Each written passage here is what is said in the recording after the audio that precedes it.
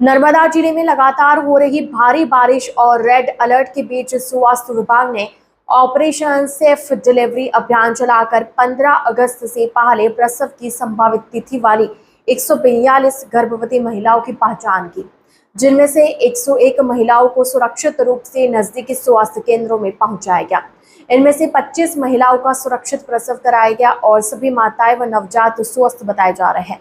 अभियान के तहत गरुड़ेश्वर, नांदो, चिकदा, सागबारा, तिलकवाड़ा और डेडियापाड़ा तालुका में स्वास्थ्य टीमों ने लगातार निगरानी और समन्वय के साथ गर्भवती महिलाओं को समय पर चिकित्सा सुविधा उपलब्ध कराई।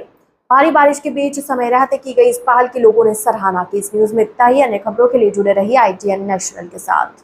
नमस्ते, आज छे मारा मोटा बेन छे अने एमनी आ अठवाडियामां डिलीवरीनी डेट आवती हती अने भारे वरसाद अने पूરના કારણે आरोग्य केन्द्रनी टीम अमारा घरे आवी अने अमने समजाव्या अने पछी अमे आ गरुड़ेश्वर होस्पिટલમાં एडमिट थया अने एमनी खूब सारी रीते डिलीवरी थई गई छे अने बाळक अने मानी बंनेनी तबियत खूब सारी छे अने ए बदल अमे आरोग्य केन्द्रनो खूब आभार मानीए छीए।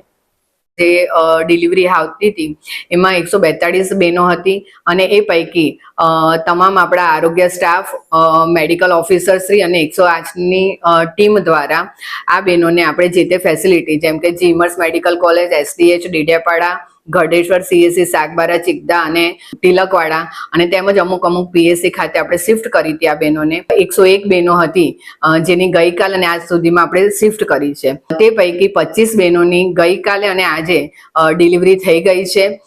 તમામે તમામ બહેનોની ડિલિવરી સારી રીતના થઈ છે અને માતા અને બાળક બંને સ્વસ્થ અને સુરક્ષિત છે।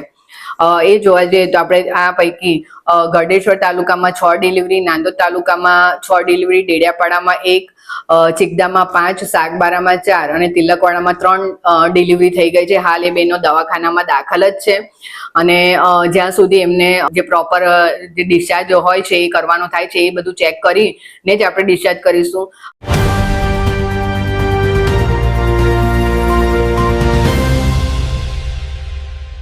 ITN National